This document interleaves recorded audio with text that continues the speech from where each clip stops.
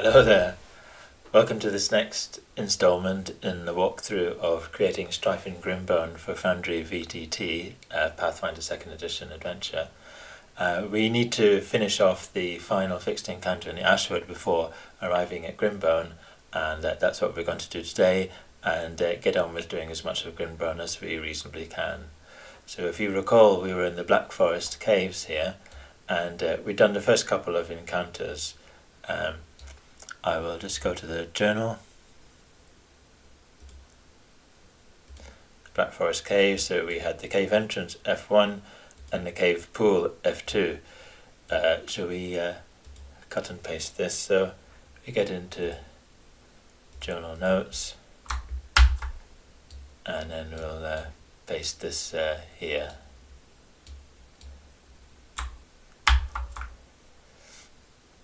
Double right click to edit it. You need to link it to the cave pool and change the label to an F2. So if you recall, F refers to the general encounter location in the Ashwood Forest and beyond, and the number obviously refers to the room number.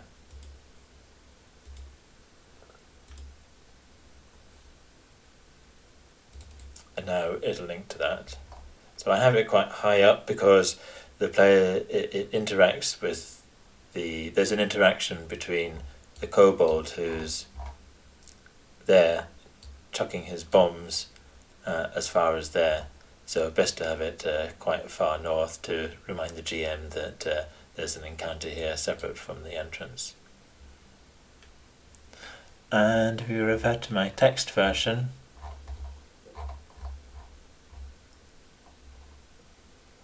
the next area is the main chamber. We'll add a page.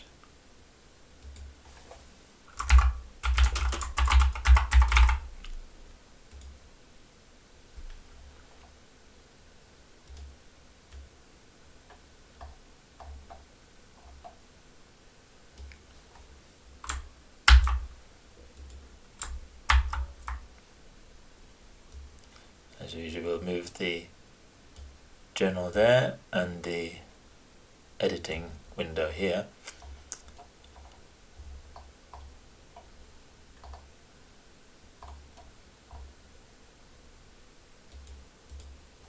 Let's start with the word read. Read the following if the PCs have dark vision or lighting to at least 20 feet.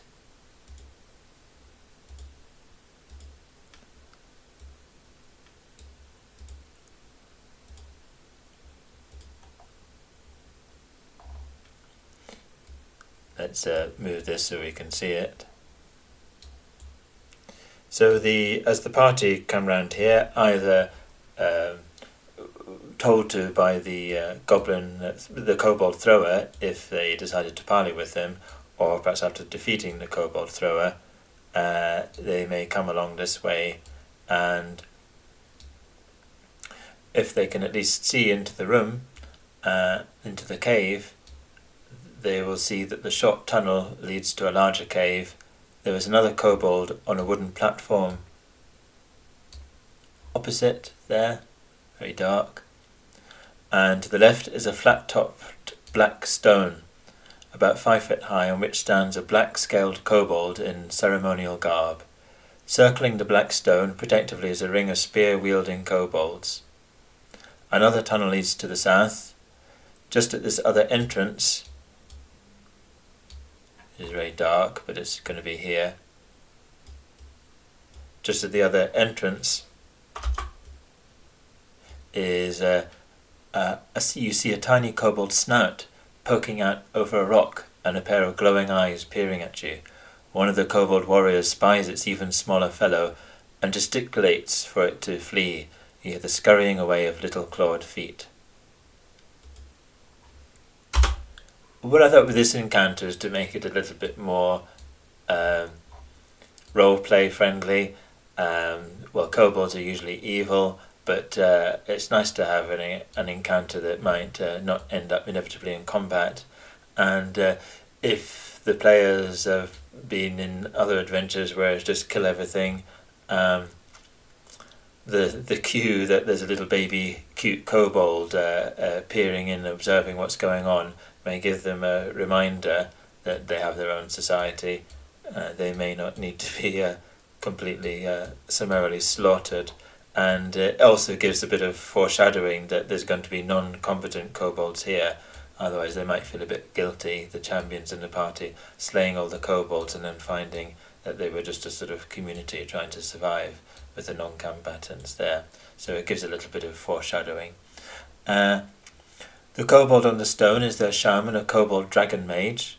If the PCs had somehow bypassed the kobold in the previous room silently, changed the above description to the shaman at his pot, brewing his potions, and the kobold warriors milling around. If the kobold on the first platform shouted out a message that the PCs wanted to parley, the shaman demands to know what they want, or if they simply wish to pay tribute. If the PCs had fought the kobold in the previous room, the shaman will still wish to call a halt to the combat. If the shaman is frightened of the party in reality, but does not wish to show it in front of his tribe. He starts by demanding the PCs, having disturbed his majesty, must perform a service. Namely to find the location of the lair of the great green dragon somewhere to the east within the Ashwood. However, he will back down from any such request if pressed. He would offer tribute of treasure, but he has none left to give, having already employed that tactic on other denizens of the Ashwood. He will offer some of his alchemist fire, his tar bombs, and Blackforest cake instead. So we need to do the stats if it does resort to combat.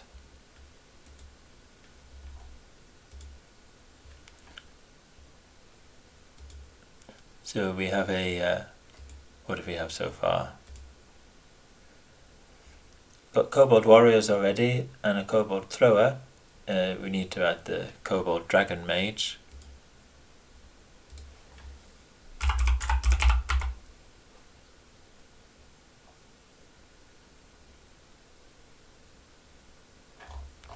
Add a bit more.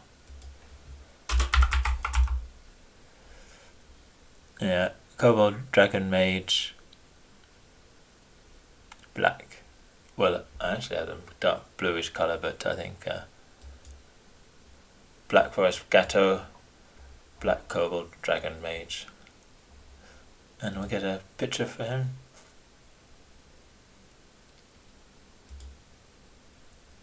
Oh, I have to import him first into our local version. Drag him into the creatures. And here's what I prepared earlier.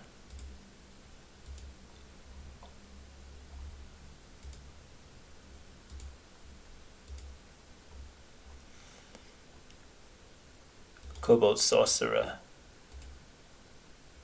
Fantastic. He's a bluish black. Don't worry, he's acid not lightning. We don't need to change his stats at all, so that's fine, but we need to create a token using Faithful Tokenizer. So we don't want that, do we? We'll add a different frame. A nice, get a bit of rune going on there. That's a nice one. Get him in shot.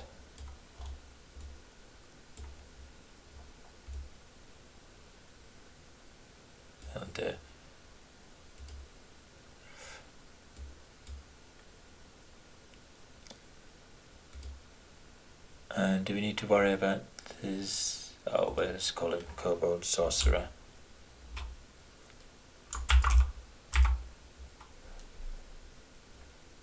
Kobold Shaman.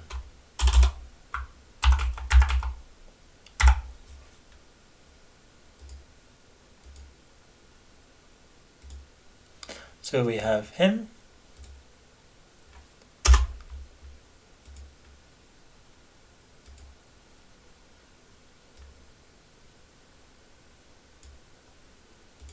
We have another kobold thrower. And we have the 4 warriors.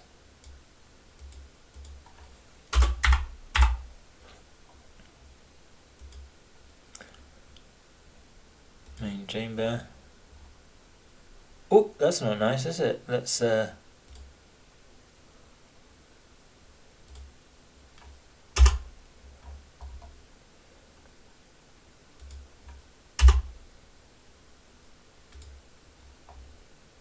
better.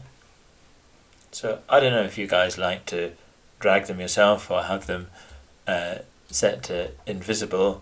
I suppose if there's quite a complicated arrangement, maybe we'll this below maybe maybe we'll set them up. So we've got the Dragon Mage here, Kobold Shaman, make it invisible for now. We've got the other thrower over here on his platform, raise him up 10 feet, and we've got the warriors protectively around one there, one there, one there, and one there. And we better make them invisible.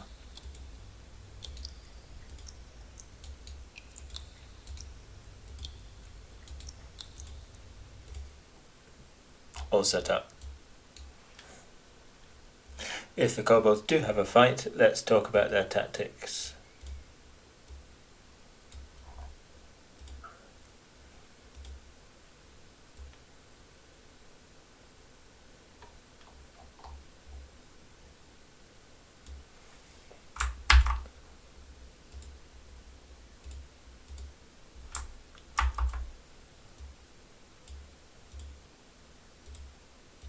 In combat, the shaman will cast a one-action magic missile on the nearest opponent, then fear on the same opponent, threatening to call upon the might of the great dragon gods. Depending on circumstances, he then might spend the next 2 rounds casting 3-action magic missiles at the rear rank of the party, then resort to acid splash and melee from his vantage point on the stone at anyone adjacent to the stone. The kobold warrior on the platform, the thrower, throws the tar bombs like the kobold in area F1. There are 4 other kobold warriors, let's call him a thrower. There are 4 other kobold warriors who form a ring around the stone and fight to the death. They wield their spears or use their slings if no one is closing to melee. If the PCs had entered to parley and then fight, the lone kobold on the first platform will join the fight throwing his bombs. He'll come up from there. When the 4 defending kobolds are dead, the shaman, the remainder, will surrender.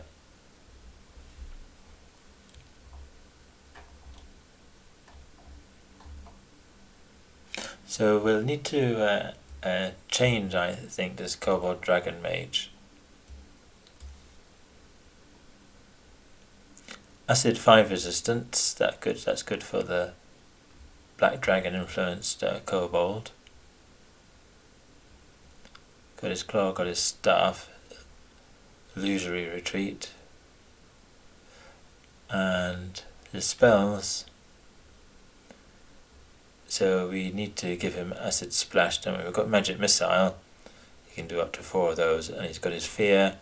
Let's switch out that electric arc and give him an acid splash. Compendium.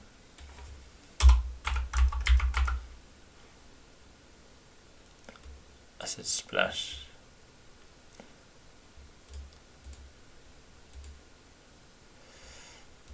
More fitting.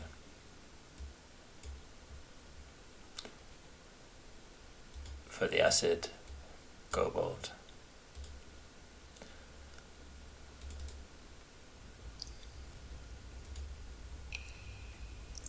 See how if I changed it in the actors here, and then I update, it'll update the token version here automatically. See, he's got acid splash.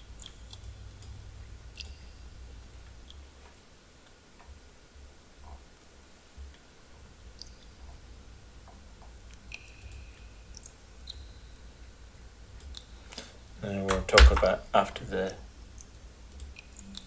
We'll talk about exploring the chamber next. Need to have an editor.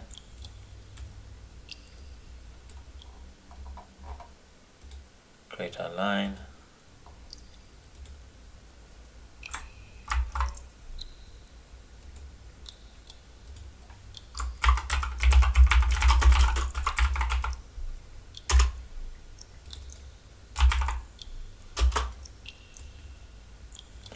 Let's get rid of the formatting there.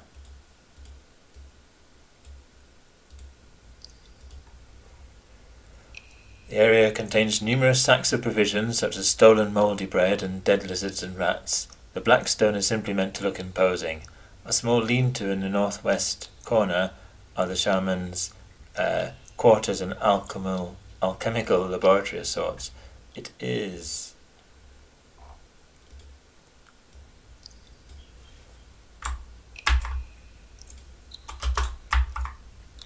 Here that he makes his tar bombs and Blackforest cake. Currently lying around are the equivalent of 3 lesser alchemist fire bombs and 4 lesser elixirs of life, which are the Blackforest gatto is equivalent to a lesser elixir of life.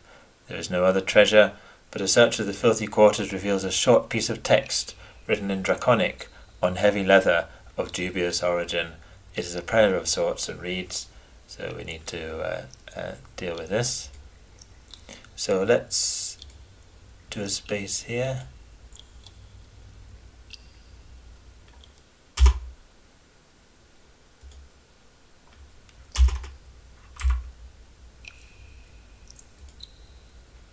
And we'll have the kobold stuff.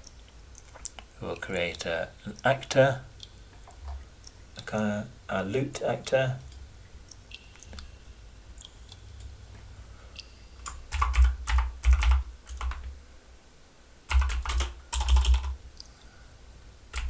Kobolds,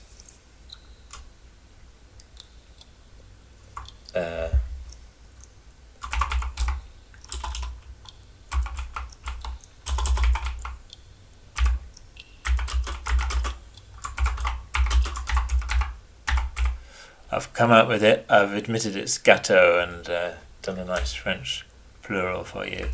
It's not a player character, it's a loot. And we'll change that, won't we? What can we have instead? Remember last time I said that I'd done my own custom images.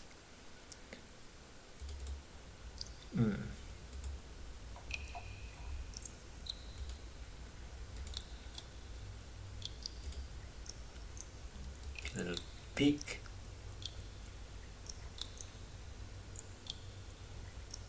Loot potions. Should we call them rack of potions? Because that's what they mainly are. There we are. And what did we have? 3 lesser alchemist fire bombs.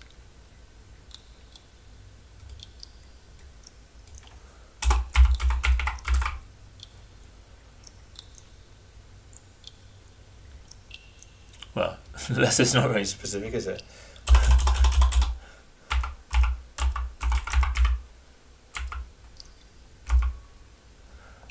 Alchemist fire.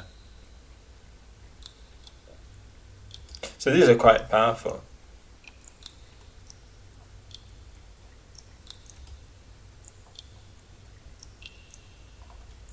We've got, no, not that powerful. They are the weakest ones, the level 1 ones. So it's getting mixed up with minor potions of healing and lesser. So they're these aren't overpowerful, but they're nice for the characters to play with. So we've got 3 of those. They count as weapons because they're bombs. And then elixir of life.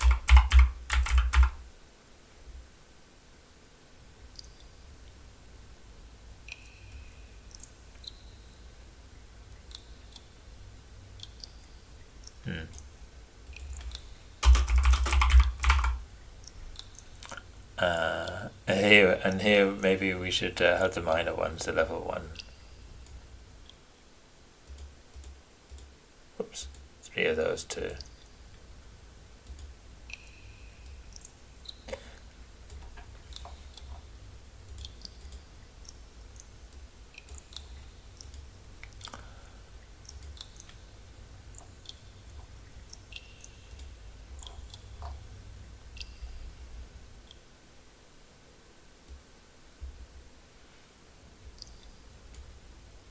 There we are.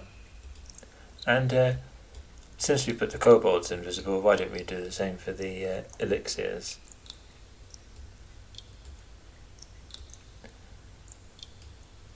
We'll just change the size of that. Oh, we should have done a token, shouldn't we?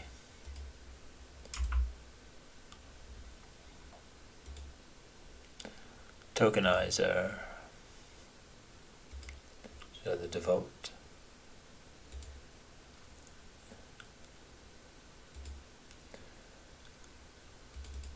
And we'll make it smaller.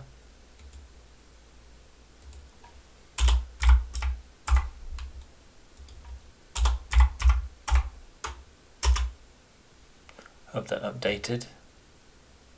We shall see. Yeah. And you can see that if we update it in the Actions tab, anything that it refers to here in the journal will receive be the updated version, which is nice. So put that there and make it invisible initially. Then we have some text. It's a little prayer that the Kobold Sorcerer has written to the dragon gods. Let me just check if I've got this prayer.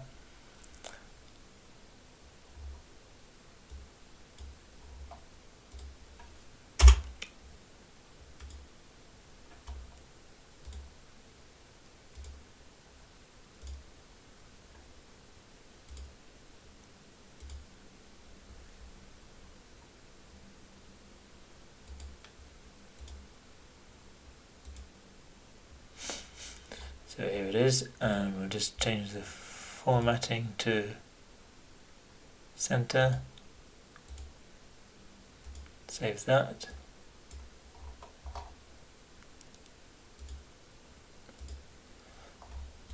There we are. Oh, great dragon god!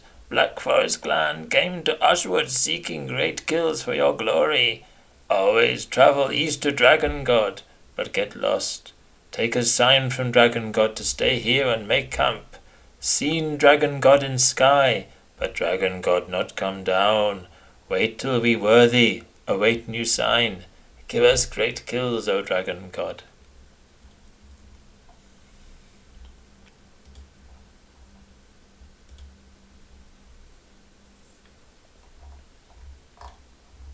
That's the main chamber done. Now we will do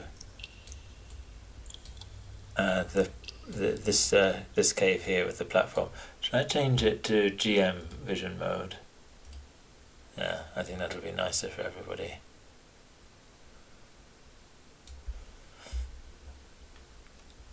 Add a page.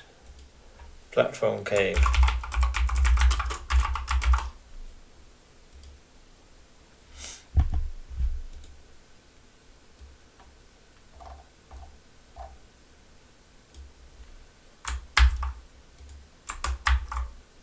This is where the first encountered kobold throws his bombs from. If the PCs reach here and the kobold is still on the platform, he remains throwing his bombs to the bitter end, then resorts to his sling and spear if he runs out of bombs. I think I got rid of his sling, so... Resorts to his spear if he runs out of bombs. To melee with the kobold, a PC would have to take an action to climb from there, to climb to the top of the ladder. No check necessary. Then wield a one-handed weapon at a -2 circumstance penalty with the other hand holding on to the ladder or platform. They would also be flat-footed to the kobold, so I'm basically saying they can climb to the top of the ladder to get next to him. There is nothing of value or interest in this small cave.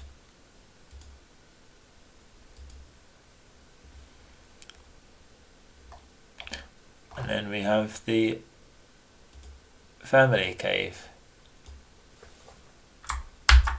which is down here.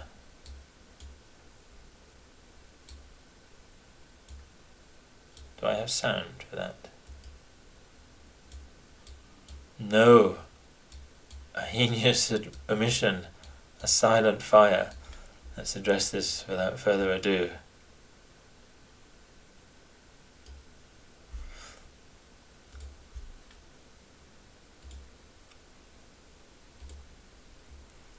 a fire pit.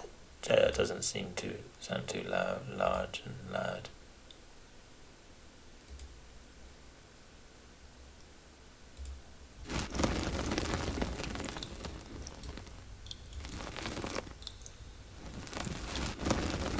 Yeah, that's alright. Back to normal mode. So, platform cave is done. Add a page. Family cave.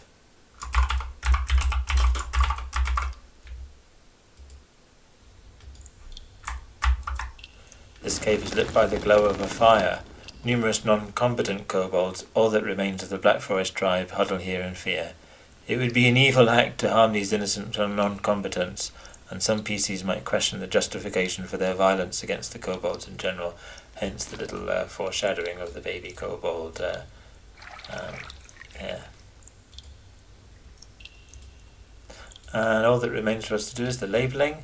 So we've got an F2, which we shall copy, F3 there,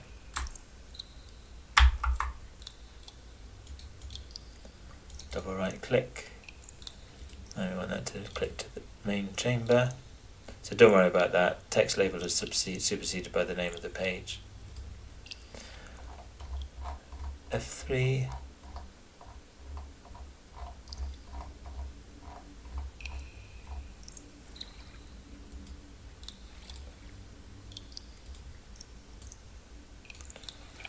and then again there.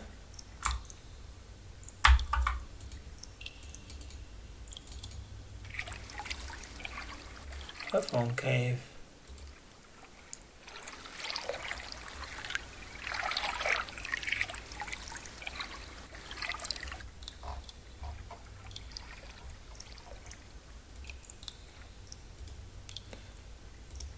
F4.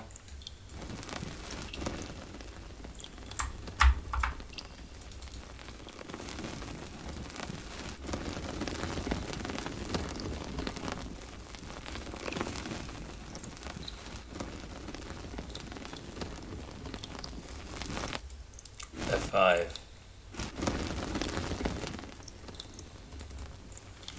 All works nicely. So that's the Blackforest goblins, Blackforest kobolds caves, all done. Now would be a good time to look at the main map and label that properly.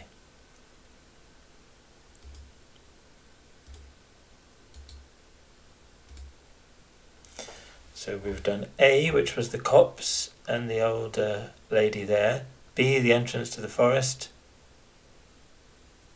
This is just a thing where I decided they would start.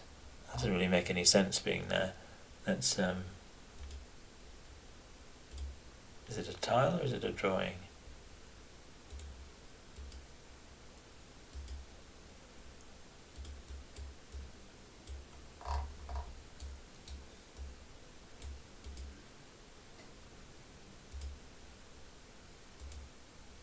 How do I get rid of this? So normally I would have that at the beginning of the encounter, it would be there.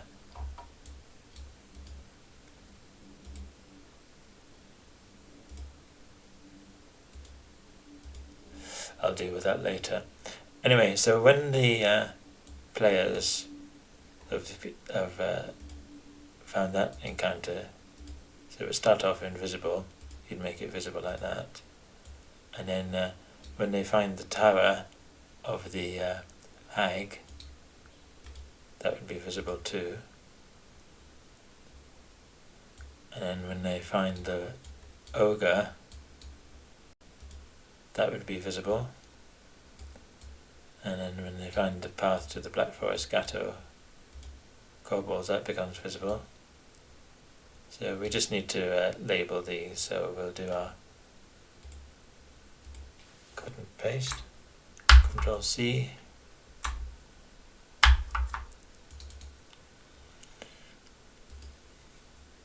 the tower in,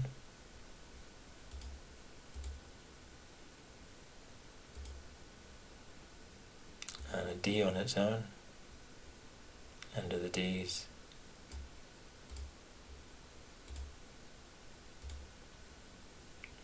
The tower in. We don't need a C and C.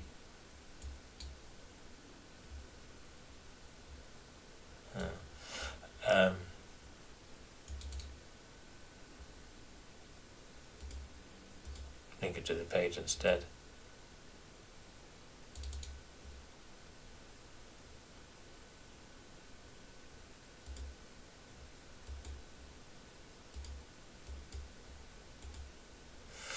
And then E.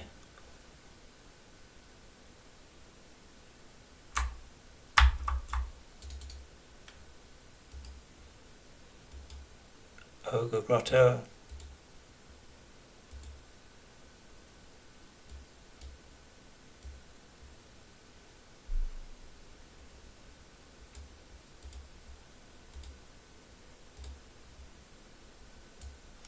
And then F.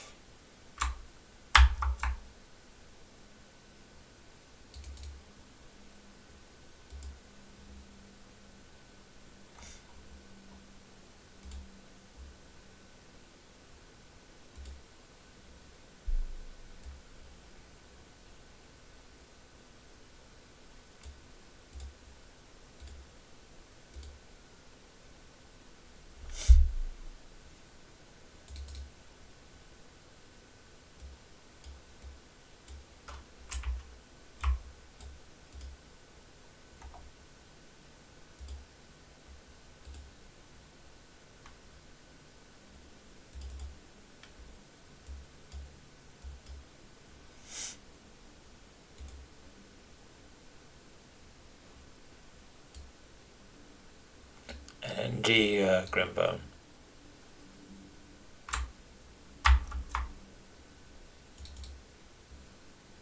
Which we haven't done yet.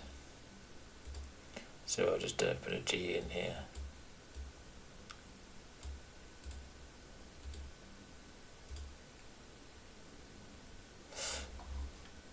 So if you recall in the Tower Inn, there was a map, and which the hag had. So when the players find that map, it would be nice to refer to this hexploration map and make all the features that are on the hag's map visible. There's a the jungle drake is over there, and the harpy layer is over there, and later on in the adventure there's other places as well down here.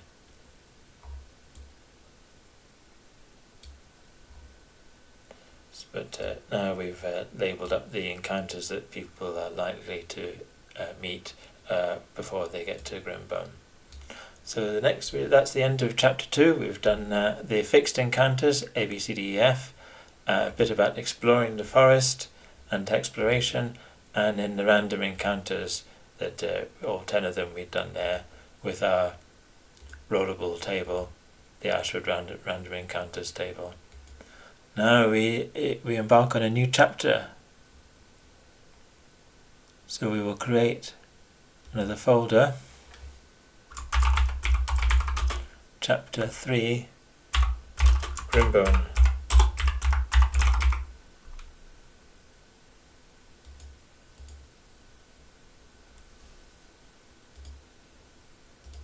That's right.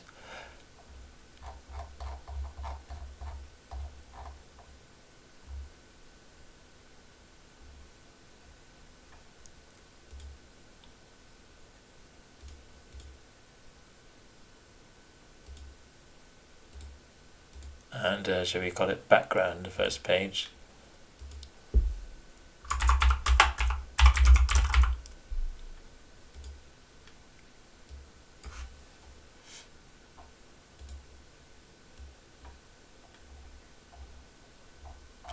A lot of text exposition here.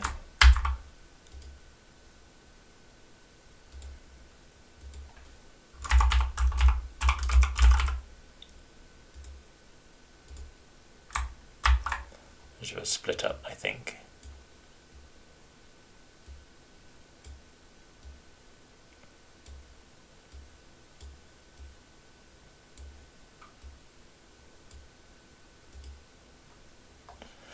Grimbone is a small outpost newly built after the discovery of the quarry in the middle of the Ashwood, which is there in fact. A wooden palisade is its only protection against the dangers of the surrounding forest. In ancient times, a secret Thessalonian city dedicated to the cult of Lasala lay on a lake in this area, hidden from the outside world and covered by powerful illusions. Under the lake was a vast mine of silver and pure iron, thought to be the remains of a meteorite that fell ages before even the shower of meteors that was Earthfall. The city and culture grew rich and decadent from the spoils of this heavenly event. The cult used the secret knowledge of Lasala to create a slave race of beastmen from the lowly beasts of burden that served most communities. It was these slaves who tirelessly toiled in the mines and built the city's grand canals, monuments and temples. And it was the double calamity of a slave revolt and a second heavenly event that spelled the city's doom. So we do add history, I think, as a subheading.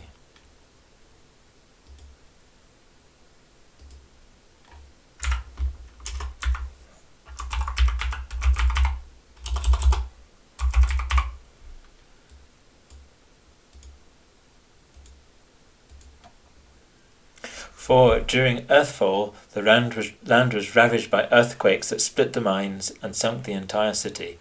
Waters filled the newly created basin, flooding the city. The magic and unnatural knowledge of the city's most powerful cultists might have prevailed even against a disaster of such proportions, were it not for the fact that the beastmen chose this time to rebel. Blessed or cursed with human intelligence, yet made to live as animals, they struck against their oppressors so fiercely that none escaped the drowning city alive. But that did not mean that none escaped at all. Seeing their doom before them, some Thessalonians sought not to emerge from their hiding places within the submerged city to face death at the hands of the marauding beastmen, but rather buried themselves deeper to seek the cold and timeless embrace of undeath, waiting for a time when the beastmen themselves would grow complacent and ready to be enslaved once more.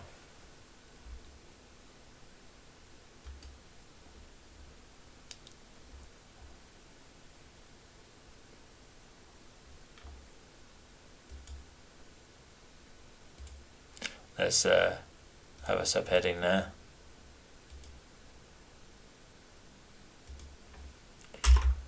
Current situation, recent events.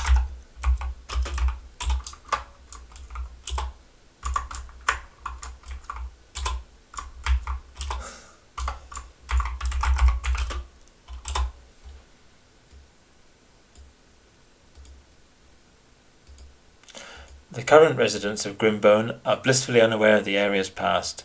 What they understand to be a natural quarry is in fact the earthquake-ejected remains of the city's storage vaults of already mined silver and meteoric iron that through the upheavals of time have become exposed to the elements once more. An ancient and still effective illusion, magic, shields from casual exploration the remains of the city just south of the quarry and submerged beneath what has now become a fetid swamp.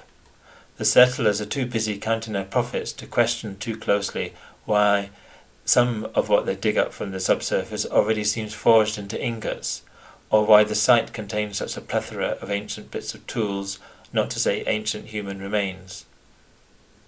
Let's remove a bit of tautology there.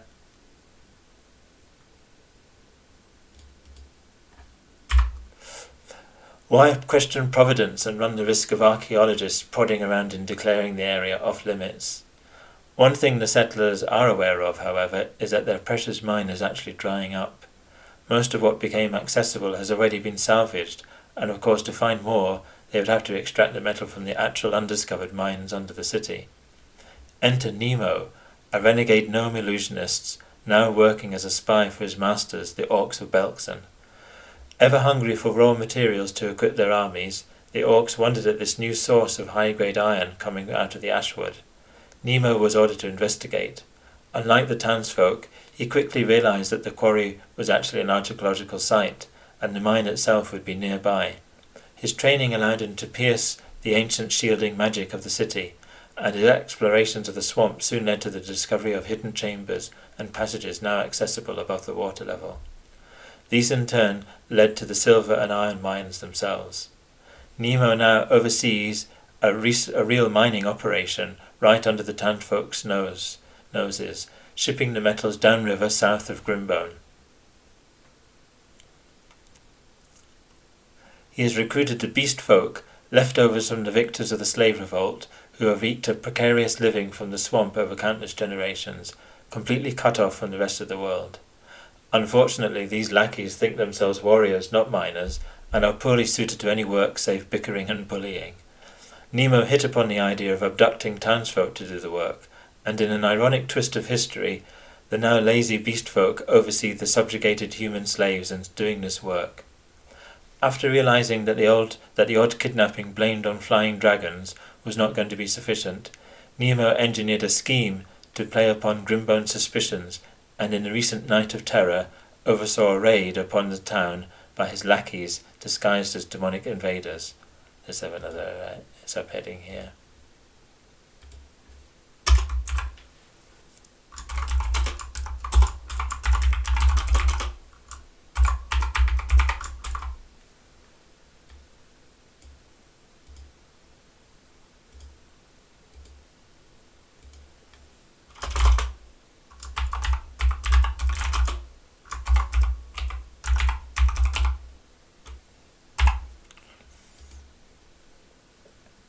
No one would dare to come looking for any townsfolk presumed to have been taken by the demons back to some infernal plane, but Nemo's masters grow ever more greedy for silver and iron. They want the whole town enslaved. Nemo worries that such actions will sooner rather than later come to the attention of the powers of good, and his ruse will be discovered. Grimbone is currently reeling from this night of terror. Its gates are closed against the forest, and the people huddle within their homes. This is why there has been no traffic or word from the town.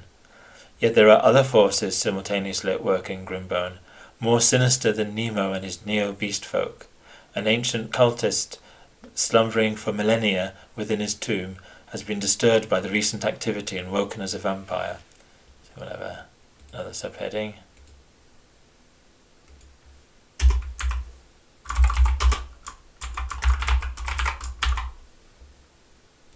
The Master.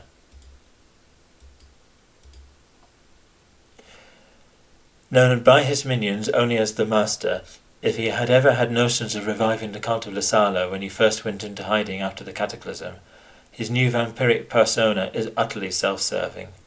The Master cares only for tending to Grimbone as a rancher tends his herd of cattle.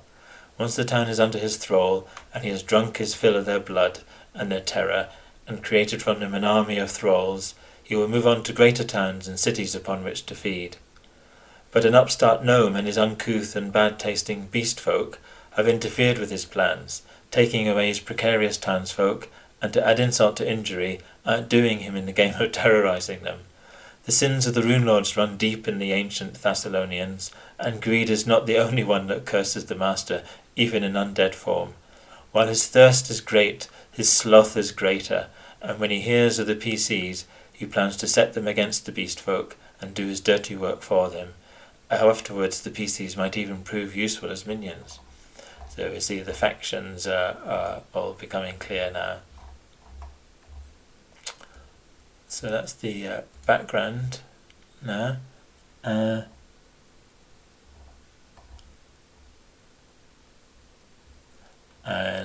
we'll do the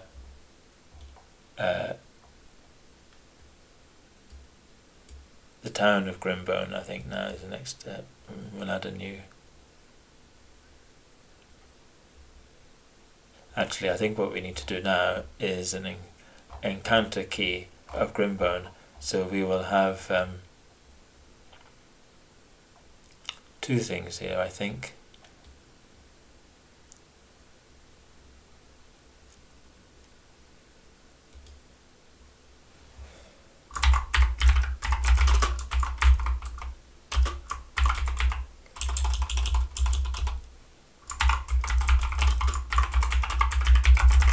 Grimbone general description.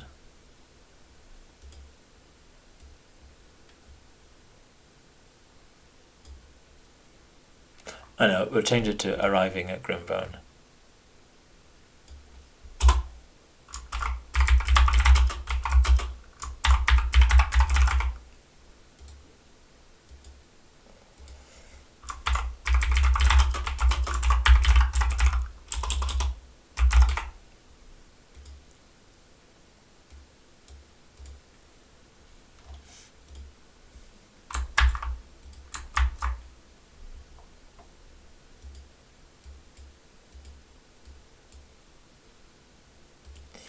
Okay, so we've got background.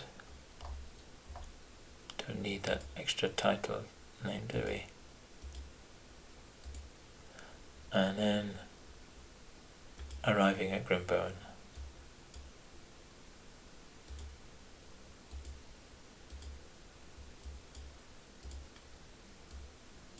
The defences of Grimbone are a simple wooden palisade wall of logs driven into the earth. Some of the buildings within are of stone from the quarry, most notably the town fort, a 3-storey fortified structure with a battlement roof. After this was built, the lack of any attacks over the subsequent years from the dreaded forest led to neglect over improving the town's defences further, and its leaders congratulated themselves on their thriftiness until the night of terror, when the south gate was burned away, the guards fled the flimsy gate towers, and demons ran amok through Grimbone's muddy streets.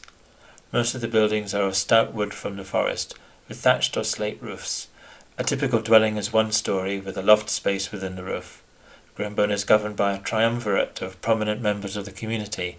When one retires or dies, the remaining 2 generally choose the successor, who is most like-minded and who bribes them most heavily. The triumvirate, and their families if they have them, take up residence in the town hall, the most spacious and secure accommodation in town excluding the Sage's Tower. The PCs will most likely approach Grimbone along the road to its west gate. If they enter some other way, adapt the description for the west gate, noting that the south gate is destroyed. So we'll tidy this up a bit.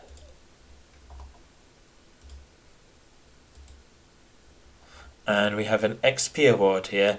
Award the party 80 XP for reaching Grimbone. Now, best thing I can probably do is cut and paste where I previously had an XP award.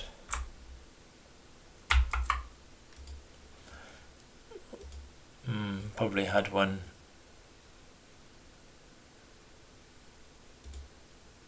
after the eel catch.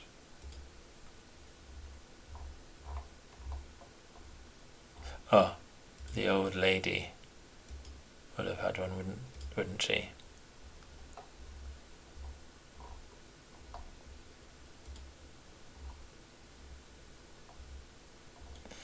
Or returning to Gianna. Here we go. If you can't remember how to do something, just cut and paste what you did before. So we'll just copy this here.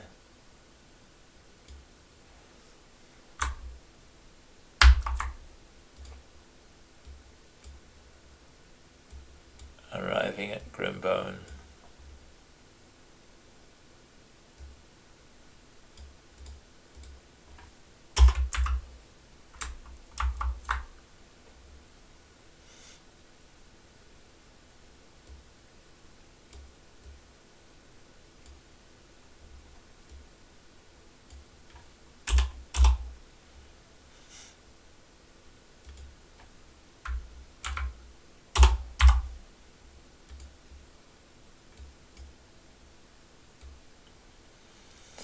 So let's have a look at this. Award the party 80 XP for reaching Grimbone. And then 80 for all of them there. Nice. Next we need the map for Grimbone, don't we? Just by way of aside, the idea is that the players should be at or approaching 2nd level by the time they reach Grimbone. That 80 would have been a bit of a welcome boost. They might have had a little bit from the eel and Pindaka, perhaps maybe 100 there, maybe 100 for that. 100 maybe 120 for that one is probably severe. Same for the ogre. The kobolds, you perhaps could give it an experience point award if they negotiated that instead of fighting them. So they're kind of, depending on how much they've done, they may be like 3/4 of the way to 2nd level by this point. If they'd had a couple of random encounters, they may be almost at 2nd level.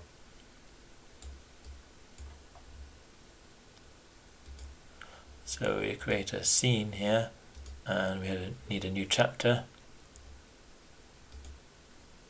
for our scenes.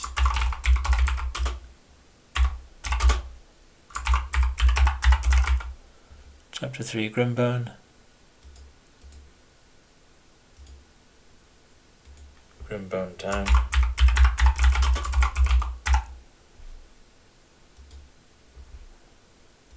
And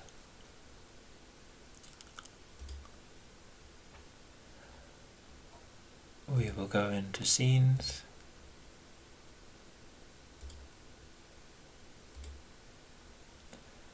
And I don't think we're going to have a foreground, but we'll do it anyway. Grid. Not quite sure the size of the grid. I'll have to think about that. No padding. 2. Save changes. Oops. Right click, activate. Right, so here I didn't use Dungeon Alchemist for obvious reasons. I used an older app called Dungeon Painter Studio, the first version. So it gives a reasonable top-down look, and I can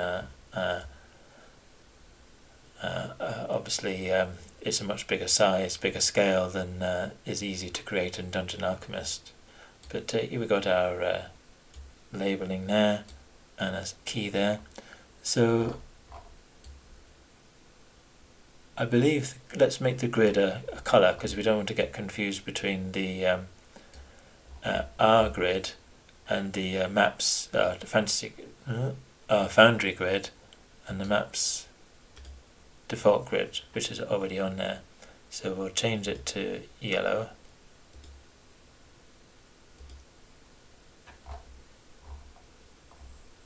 It still doesn't really look very obvious, does it? Let's change it again.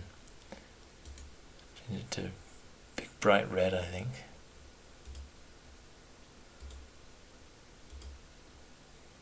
And very opaque. Here we are. Now we see it. So our grid is 10 feet, isn't it? 5. Our original grid is 5, 10, 15, 20. No, our original grid is 10 feet, isn't it? 10, 20, 30, 40, 50.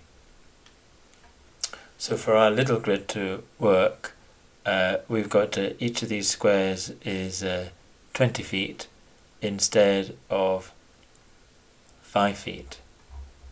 So I think we should reduce the resolution by 4-fold. Let's have a look. Grid size, we'll change it to 25.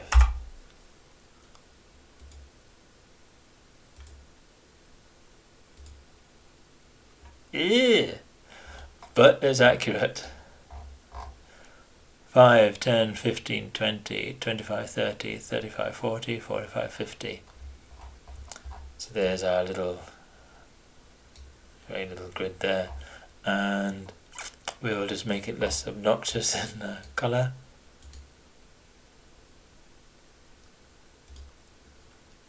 Back to grey.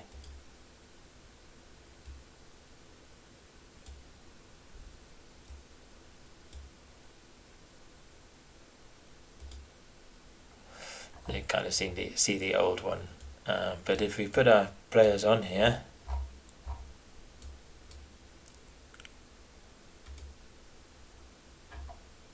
who do we want?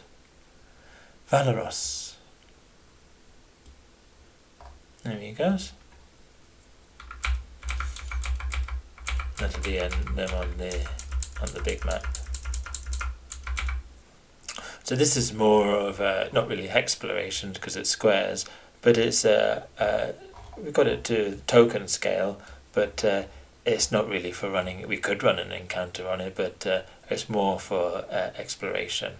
With that in mind, I don't think I'm going to do walls or that kind of thing. There's going to be a lot of work to do walls here. We're generally just using it as a navigating map. So I think I'll use it with as an encounter key, put that on there, but otherwise leave it blank. Maybe I'll just have some background sound effects.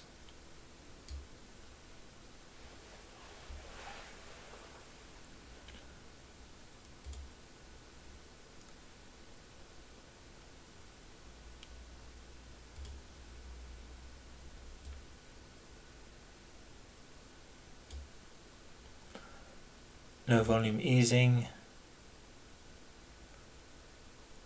no constraints. What do we have?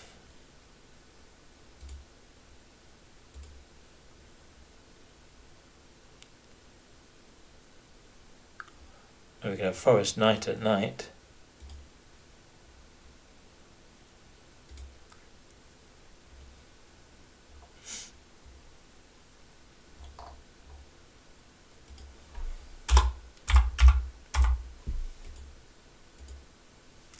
And I think I'm going to need to find my own one, like a little town scene for daytime. It'd be nice to create a bit of atmosphere. So we'll just make sure we don't have GM vision on.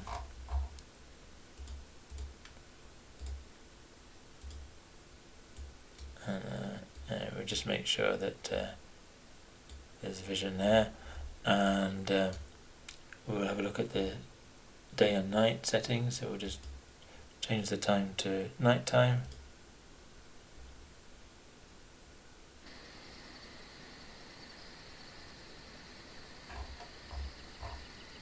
Squares are a bit unpleasant, aren't they?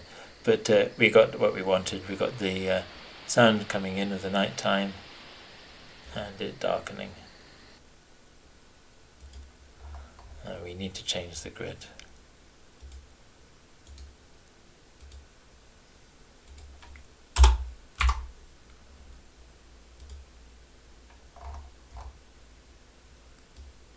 Slightly less obvious.